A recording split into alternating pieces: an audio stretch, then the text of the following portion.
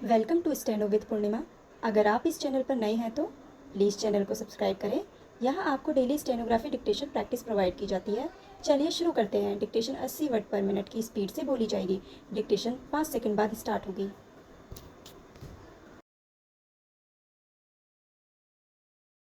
उपाध्यक्ष महोदय, तब उन लोगों को कुछ आशा हुई कि हम लोग भी उसी तरह चल सकते हैं जिस तरह से पहले चल रहे थे।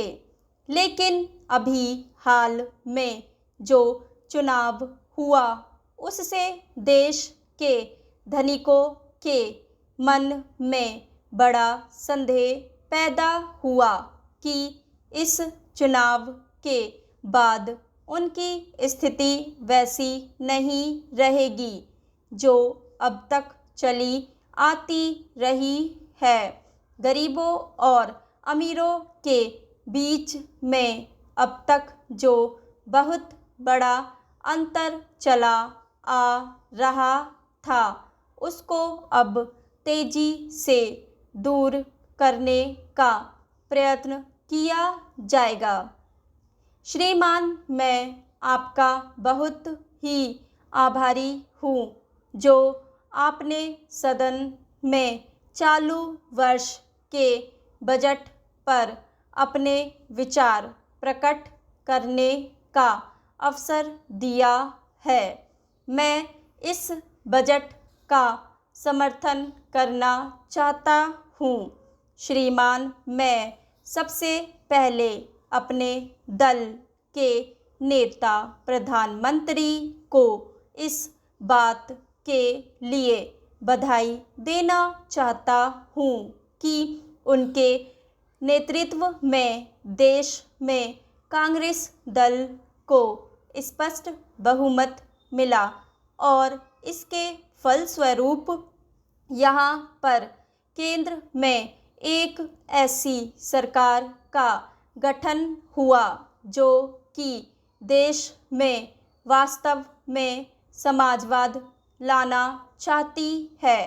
मैं वित्त मंत्री जी को इस बात के लिए बधाई देना चाहता हूँ कि लोकसभा के मध्यावधि चुनाव में जनता द्वारा कांग्रेस दल को जो आदेश दिया गया था उन्हें स्मरण है और वह तन मन धन से उसका पालन करना चाहते हैं।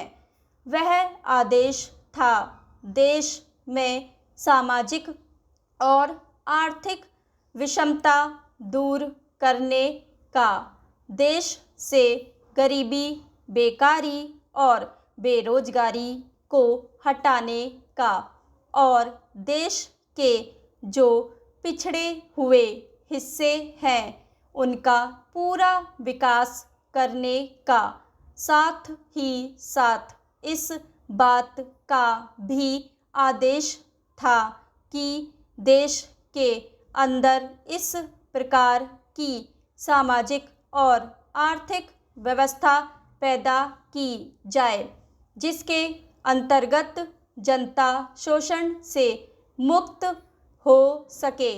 श्रीमान, मैं यह ठीक है कि देश में कृषि के क्षेत्र में उत्पादन में वृद्धि हुई है, परंतु इसके साथ ही साथ यह भी दृष्टि में रखना चाहिए कि लागत में भी पूरी वृद्धि हुई है।